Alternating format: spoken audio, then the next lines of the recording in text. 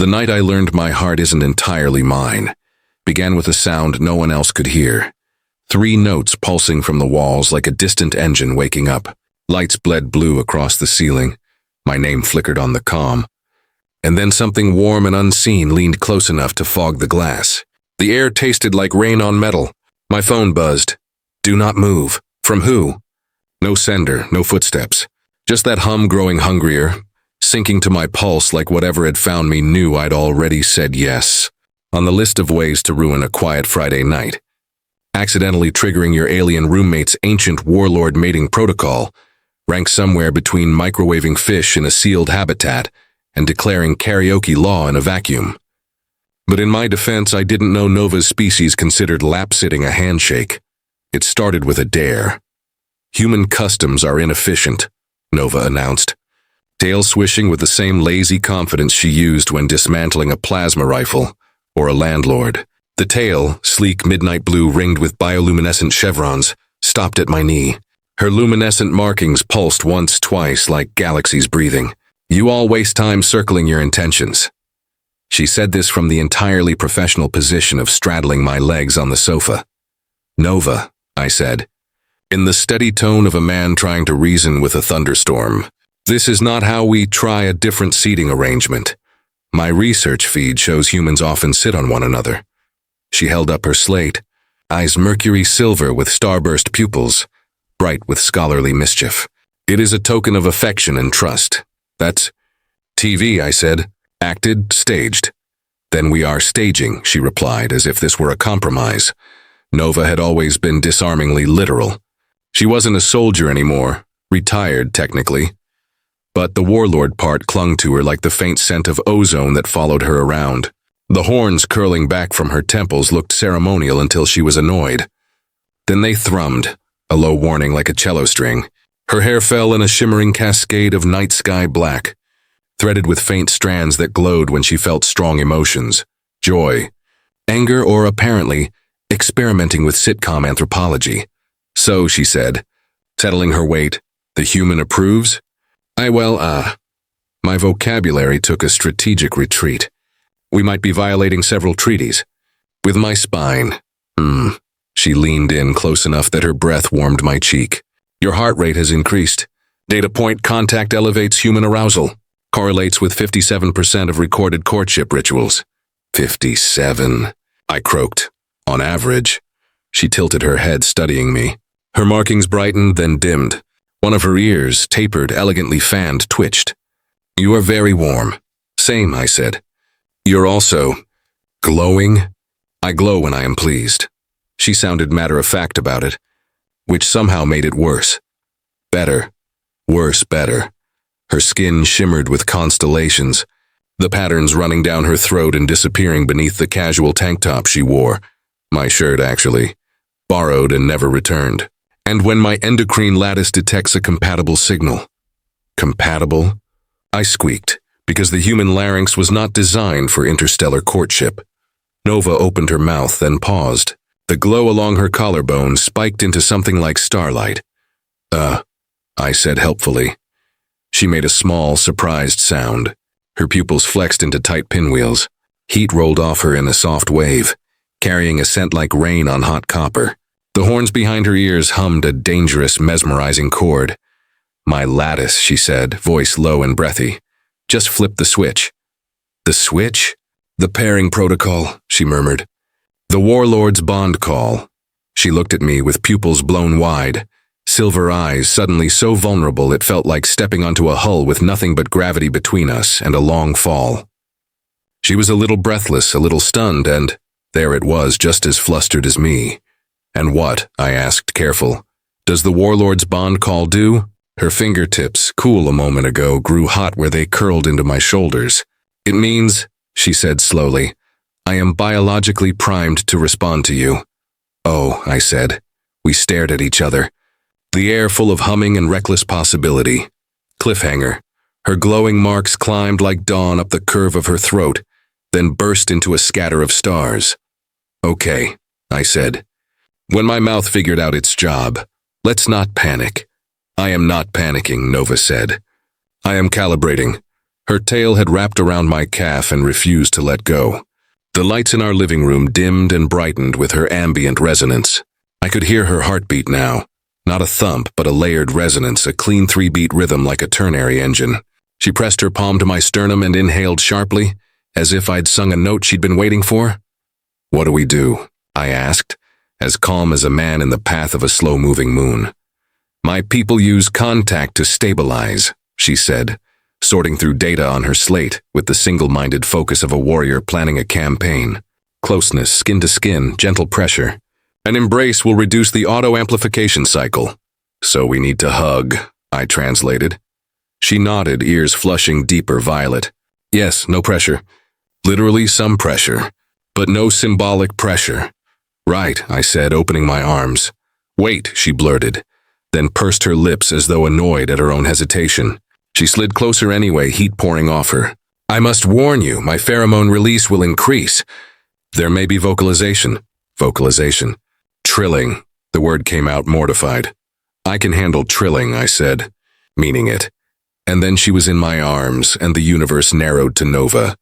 Her skin was velvet under my palms, warm and faintly buzzing as if 1,000 quiet engines had spun up at once. The glowing patterns, veins of comet light, shifted beneath my fingers like tidal currents. She fit against me like an answer. The low hum of her horns deepened. A vibration rolled through her chest into mine. A purr, I realized with stunned delight. "You purr," I said, awed. "It is involuntary," she gritted, although the way her eyes slid half-closed told another story. "Do not mock me."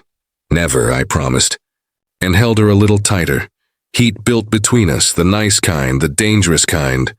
The kind that makes you forget how to be witty, because your whole nervous system is writing poetry with its hands. She exhaled against my throat, and my brain displayed a "You Are Here" map labeled with a single glowing dot. Beneath Nova. "Stabilizing," she whispered.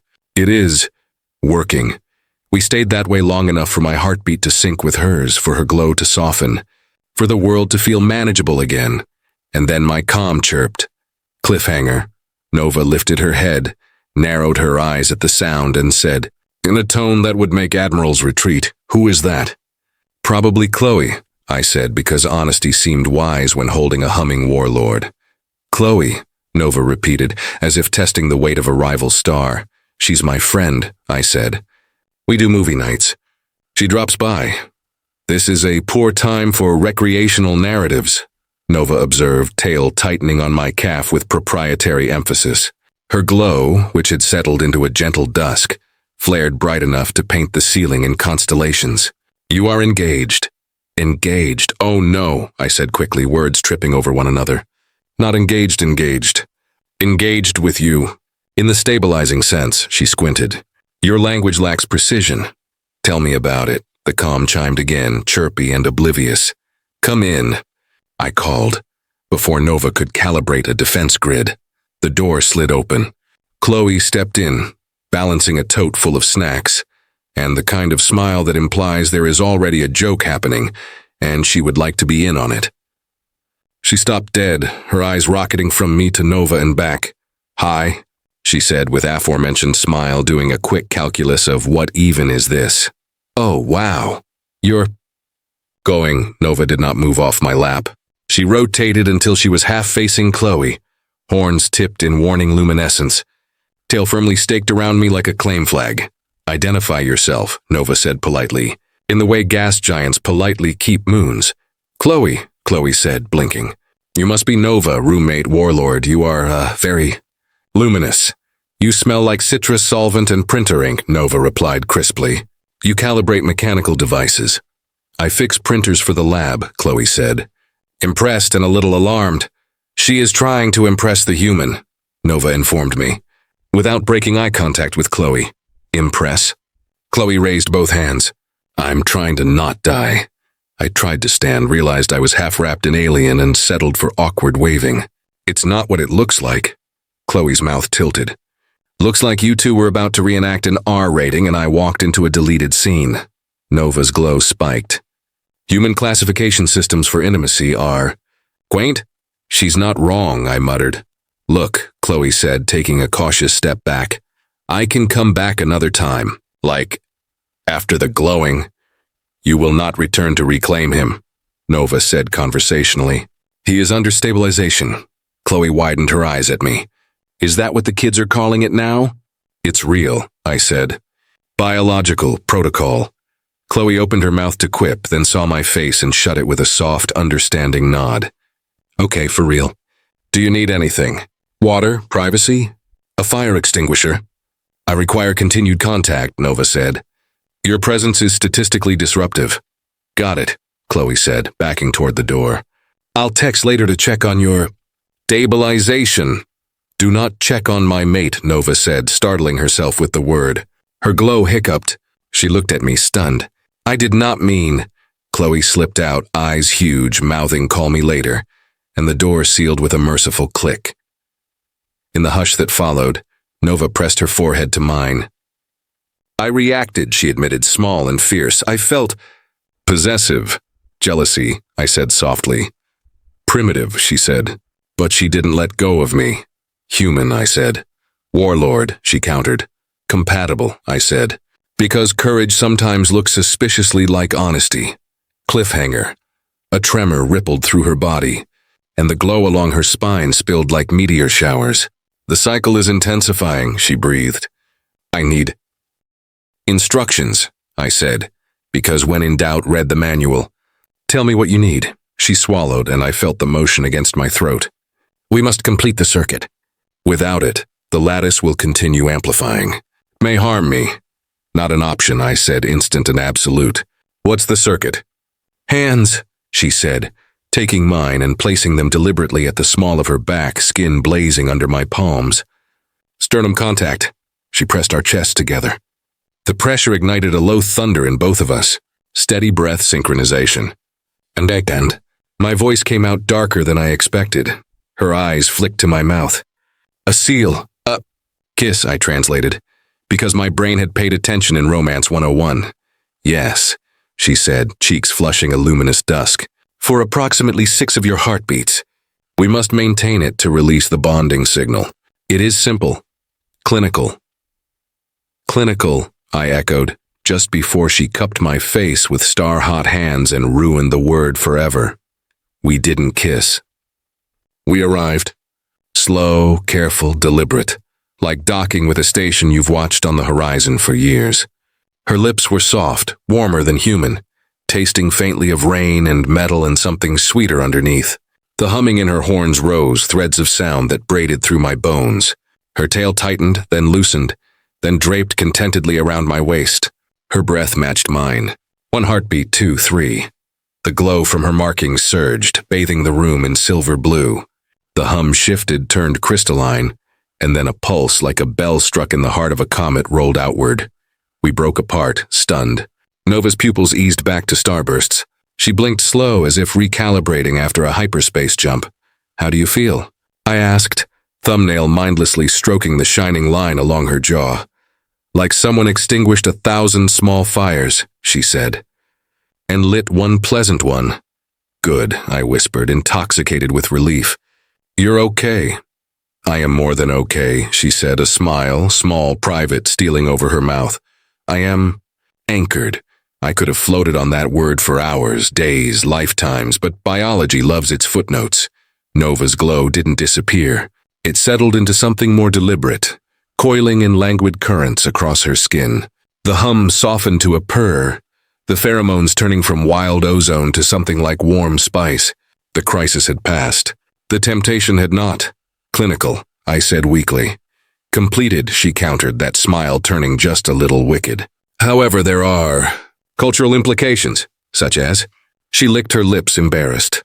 The completion seal is not casual. It signals intent to bond. Temporarily, at minimum. How temporary, I asked, heart-tripping, are we talking? Standard period is 12 cycles. She nibbled her lower lip, glow pulsing. On my world, we would say we are nested. Not permanently, but more than flirting. 12 cycles, I repeated, because repetition is how primates pretend to be brave. Okay, you are not alarmed? I'm very alarmed, I said honestly, but also very in. If you are. Nova lifted my hand and pressed it to her sternum. The 3-beat resonance jumped under my palm. "I am in," she said, voice barely above a whisper. "I am so very in, cliffhanger." The comm chimed again. Chloe texting. "Is the glowing done?" Nova looked at the message, then at me, and something fierce and adorable flashed in her eyes. "Tell her," she said solemnly, "that we are in Phase 2. Phase 2, it turned out, involved logistics. Nova insisted we draft a bond maintenance protocol, because warlords make lists even when falling in love. "We need rules," she said. Perched sideways on my lap like a queen on a throne, glow idling at a gentle shimmer. "Humans enjoy rules. We enjoy breaking them," I said. "But fine." "Hit me," her ears pinked. "Not literally, noted," I said. "Rule 1. She tapped the slate, horns giving a satisfied low ping. "Daily contact to prevent lattice relicitation. Minimum cumulative 30 minutes. "That seems doable," I said. "Sub-rule, cuddles encouraged," she considered. "Permitted, Rule 2. Public displays limited to culturally acceptable thresholds," she said, prim and faintly distressed. "I am new to your thresholds. You just told my friend I'm your mate," I said fondly. "Thresholds are a work in progress," she winced. "I was in a state. I liked your state." "You are impossible," she said, and kissed my cheek just because she could. "Rule 3, I prompted, feeling the edges of my old sarcasm soften into something gentler in her orbit. "No strategic tail-pinching during negotiations." "That is not a rule," she said gravely. "That is a war crime," I laughed. She watched me with quiet wonder, glow brightening minutely with each chuckle, as if she harvested light from my happiness. "Are you sure?" she asked softly, fingers twisting mine. "That you want this? My people can be a lot." "Nova," I said, and the name felt like a promise. "I want this. I want you. I want your lot." "My lot includes overprotective instincts," she warned, "and an urge to challenge threats." "You mean," I said thoughtfully, "printer technicians who bring snacks?" Her lips twitched. "Do not mock my jealousy. It is new and unwieldy. I like it," I said. "It means you care. It means," she corrected, "my biology is loud." "Then whisper to me," I said, and she did, leaning in, breath warm at my ear, voice full of stars. Cliffhanger, a soft knock. Chloe again. The door cracked. "Peace offering," she called, holding up a bag of truce pastries. Nova's glow sharpened, and she smiled with her teeth. "Parley," Chloe said, stepping cautiously into the domain of the humming warlord and her human pillow. "I brought croissants and 3 kinds of sparkling water. I will leave them and flee." "You may enter," Nova decreed, magnanimous as a small son, "but know that I will not cede ground." "Wouldn't dream of it," Chloe said. She set the offering on the coffee table and took 2 steps back, palms up. "Truce?" Nova considered, tail tapping against my thigh as if counting seconds. "Truce." Chloe's gaze flicked to me. "You okay?" "Good," I said, meaning it. "Really good?" "Good, good," Chloe said, nodding like a friend who sees the thing and names it without making it weird. "I'll get out of your hair. I'm happy for you. Both of you. Also mildly terrified, but mostly happy." Nova's ears tilted. "Thank you for the pastries." "You're welcome," Chloe said carefully, as if the words might detonate. "Do you, eat?" "I devour," Nova said serenely. "But not your mate." Chloe went a little pale. 0 notes. "That's perfect. Okay, bye." The door slid shut. Silence settled. Then Nova made a quiet noise that I wasn't sure existed in human emotional taxonomies. Half laugh, half growl, all pleased. "I shared," she announced. "You did," I said, kissing her temple. "Proud of you." "I am also proud of me," she said, then added sheepish, "a little." "Want a croissant?" "I want another seal," she murmured. And then we were tangled again in warmth and glimmer, our laughter caught between our mouths. Cliffhanger. My slate dinged with a system alert. Nova's markings froze mid-pulse. "What now?" I asked, and she showed me a message headed, "Clan Registry, Pairing Acknowledgement, Awaiting Confirmation." The message had exactly the tone of a bank asking if we'd really meant to buy a small moon. "Is this—" I began. "It is routine," Nova said, tone perilously close to chirpy. "A formality. A minor bureaucracy. It says, Acknowledgement of Nesting Bond 12-Cycle Provisional, I read aloud. Also, welcome to Clan Velastra Protected. See? Form. Nova leaned in, reading with me, salt and starlight hair tumbling over my shoulder. We must select our shared crest glow. Our what now? Design motif for public resonance. It will display as a watermark in our combined biosignatures. You're saying, I said slowly, that my heartbeat just got a coat of arms. Correct, she said, very serious. May I suggest the comet spiral? Tis elegant, Nova, I said. We're actually doing this. She sobered, glow dimming to a soft halo. Only if you want. We can decline. The bond will still stand between us privately. I thought of the way she'd looked when the hum rose out of her. Surprised, brave, a little scared. I thought of the way she'd said anchored, as if I were gravity, and not the man who forgot to empty the filter in the coffee maker. I thought of 12 cycles and what it might mean to spend them learning the country of each other. I tapped, confirm. Nova's breath caught. The horn sang a clear, bright note. Then her glow poured over me, a spill of silver blue that took the shape of a spiral comet, hers folding around a pulsing ring, mine, until they nested together, alive with shared light. Hey, I whispered. We have a crest. We have a we, she whispered back. Cliffhanger, my slate blooped again. Notice Clan Velastra matriarch requests greeting call, and Nova's eyes went very round. We must prepare, she said gravely, for my mother. We cleaned the living room by the ancient human method of shoving everything into the hall closet and hoping the door held. Nova smoothed her hair, rebraided a few glowing strands, and practiced smiling without showing teeth. I put on a shirt without coffee stains.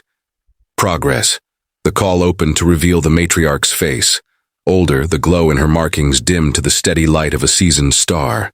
Her horns were etched with lines that meant something in Nova's language, and nothing in mine except history you could touch. Daughter, the matriarch said. Her voice was a low, warm current. Matriarch, Nova said, and the way she straightened almost broke my heart. The matriarch's gaze slid to me. We looked at each other for a long beat. This human, she said not unkindly, has a ridiculous face. Excuse me? I said, eyebrows attempting orbit. A face that will be hard to remain angry at, she clarified. This is good. I prefer allies with disarming bone structures.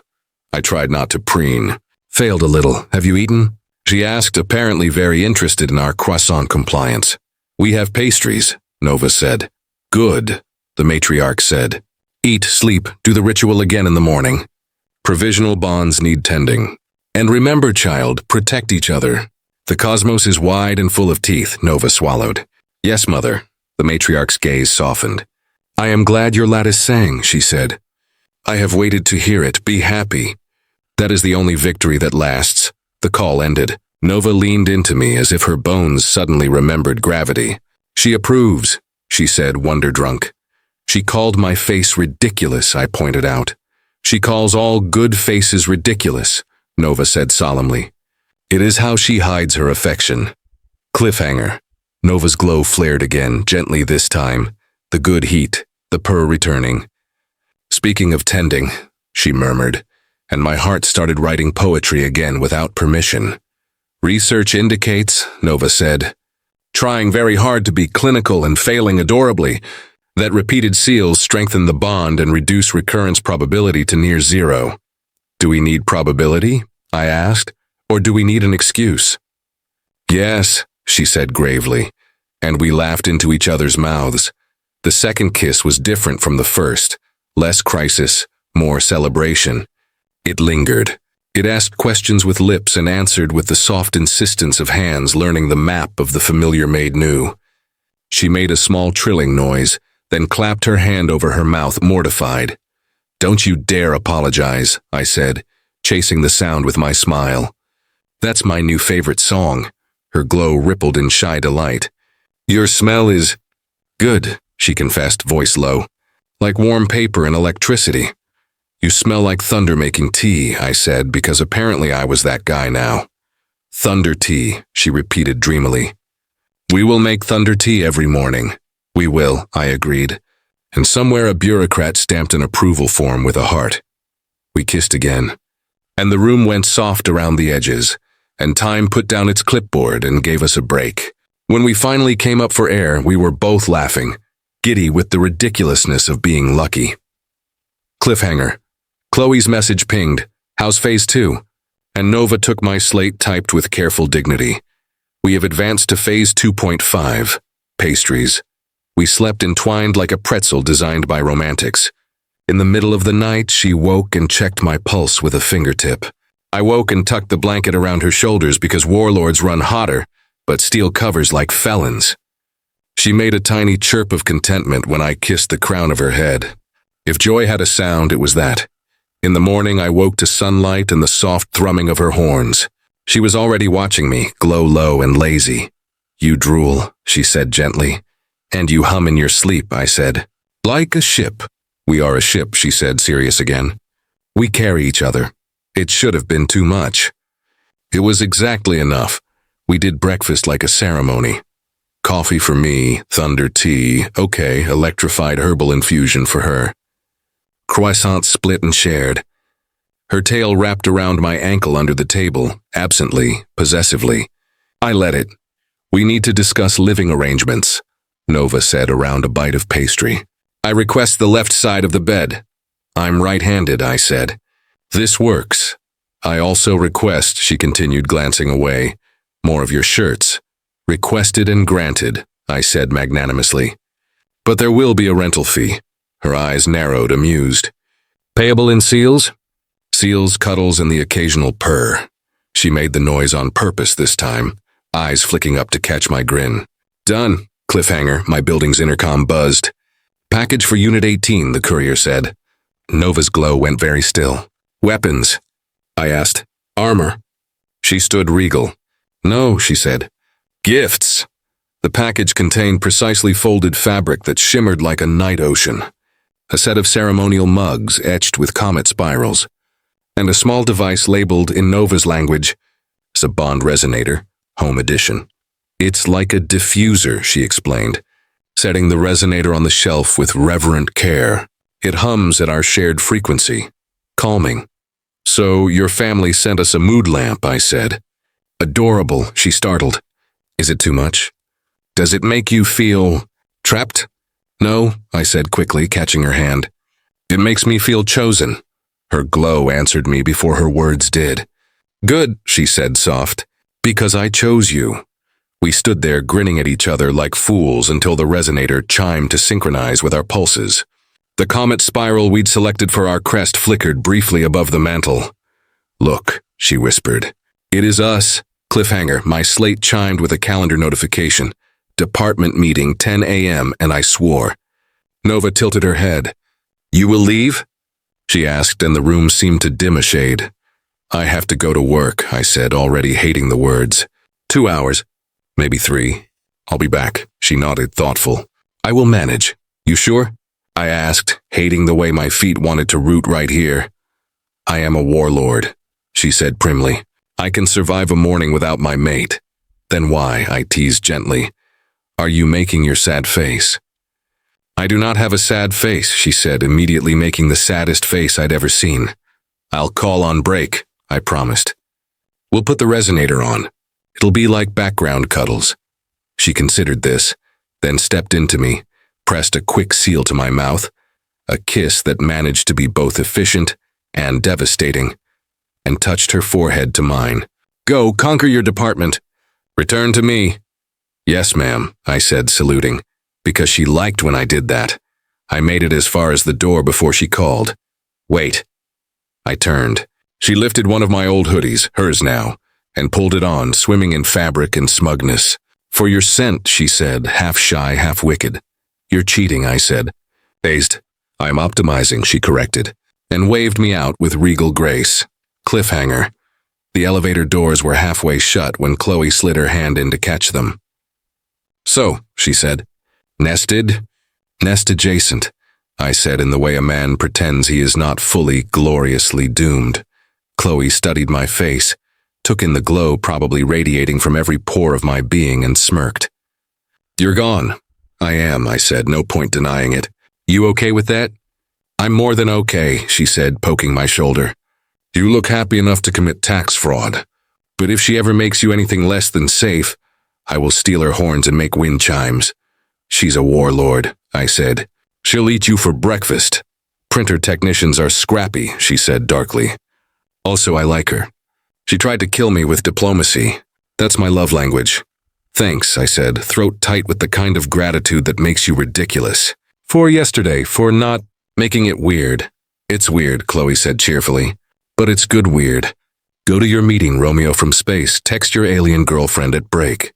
Bring me one of those comet mugs or I'm telling your mother you got space married. Deal, I said, and meant it. Cliffhanger. My comm buzzed mid-meeting with a single message from Nova. Your chair is lonely. And if your heart didn't detonate at that, you haven't met a warlord. I was home in 90 minutes. I see, Nova said, pretending neutrality and failing as spectacularly as a cat pretending it doesn't like sunlight. You conquered your department with haste. They surrendered at the first donut, I said, dropping my bag. How's the lattice? Stable, she said. Hungry? For croissants? For seals, she said, then laughed at my expression. And croissants. We performed our maintenance protocol with the solemnity of scientists and the enthusiasm of people in love. The resonator chimed in approval. The glow traced lazy comets along her skin that my palms chased like a game. She trilled when I kissed the corner of her mouth, and I filed the sound under important research findings. I have a hypothesis, she murmured against my lips. The bond strengthens when we laugh. Let's test it, I said and tickled her horn base. She yelped, then glared, then grinned so hard her glow threw tiny sparks. Scientist, she accused. Warlord, I said, kissing the sparks away. Cliffhanger, the building fire alarm blared and we froze in tableau. Warlord, human, croissant. Drill, Nova said, already calculating exit routes, and how to carry me if necessary. We shuffled down the stairs with the rest of the building, Nova keeping a hand on me as if stairwells were full of pirates. I introduced her to Mrs. Patel from 19B, who offered Nova a cinnamon cookie and a compliment on her wonderful bioluminescent skin care. Nova tried not to preen. Failed a little. We were perfect for each other. On the sidewalk, Chloe found us again, because friends are homing pigeons with better sneakers. Nice to see you vertical and unincinerated, she said to me, then nodded respectfully to Nova. General. Technician, Nova said, equally respectful. Thank you for your aid in the pastry theater. Any time, Chloe said. If you two need a witness for a cultural formality, I have pens. Nova glanced at me, glow flickering with mischief. It is early, she said, but we may require a witness for Phase 3. What is Phase 3? I asked, suspicious of the calm in her voice. Public declaration, she said and took my hand in front of everyone. My heart did the thing with the poetry again. This is Phase 3? This is the beginning, she said simply. Cliffhanger, the alarm cut off. The building cleared us to return. Nova squeezed my hand once, a promise, and then tugged me upstairs to finish our croissants in a civilized fashion. Back in the living room, we relit the resonator. It sang our crest into the afternoon light. Nova perched on my lap and ate her croissant with neat, ferocious bites. I sipped my coffee and tried to memorize every version of her glow. Summary, she said, wiping a crumb from my lip with her thumb. We accidentally triggered a warlord mating protocol. Guilty, I said. We completed a clinical seal. Hotly clinical, I corrected. We set boundaries. We negotiated jealousy. We confirmed a provisional bond. My mother called your face ridiculous. An objective fact. And we laughed, she said. Voice going soft, so much. Hypothesis supported, I said. She leaned in. Forehead to mine, horns humming a lullaby only I would ever learn by heart. Mate, she whispered, tasting the word like thunder tea. Nova, I whispered back, tasting her name like sunlight. We're going to be so stupidly happy. For 12 cycles, she teased. At least, I said, and after, she said, a challenge and a prayer. Phase 4? I asked. Meeting the aunties, she deadpanned. They will eat you alive. I'll bring pastries, I said. And my ridiculous face, She laughed, glow spilling over me like the gentlest tide. We sealed again, because maintenance is important and love likes excuses. And somewhere in that kiss the humming world steadied, and the door to the future cracked open with a gorgeous, ridiculous creak.